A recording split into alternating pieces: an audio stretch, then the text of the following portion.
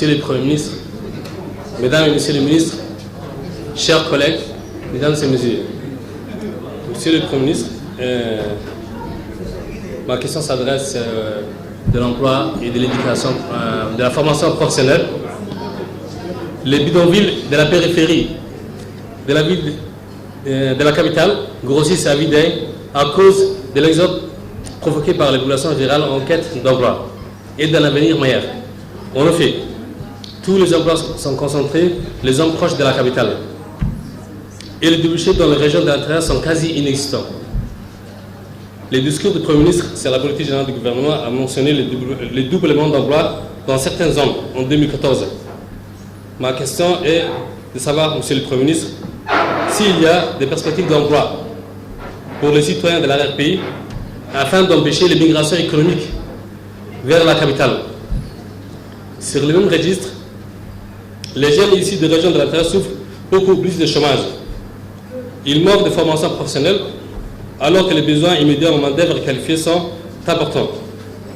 À ce titre, j'aimerais savoir si le gouvernement a prévu un programme de formation spécifique pour ces jeunes. Monsieur le Premier ministre, la route nationale numéro 1 est quotidiennement empruntée par une multitude de poids lourds qui transitent entre l'Éthiopie et Djibouti. Leur passage incessant a un impact réel sur la détérioration de l'environnement et sur la qualité de l'air qui respire les populations vivant à proximité de la route. D'où ma question, est-ce que, Monsieur le Premier ministre,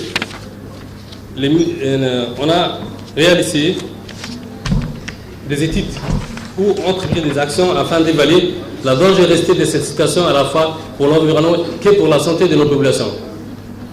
Monsieur le Premier ministre, ces dernières années ont mis sur le système agropastoralisme. Ce programme est très bénéfique à plusieurs égards. Il accorde une certaine autonomie aux populations nécessiteuses qui peuvent ainsi pourvoir à leurs besoins alimentaires.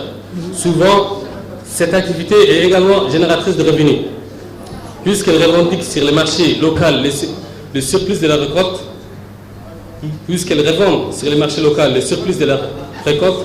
En tout état de cause, les populations qui pratiquent l'agropastoralisme relatif atteignent l'autosuffisance alimentaire et acquièrent une indépendance financière relative. Ma préoccupation est la suivante.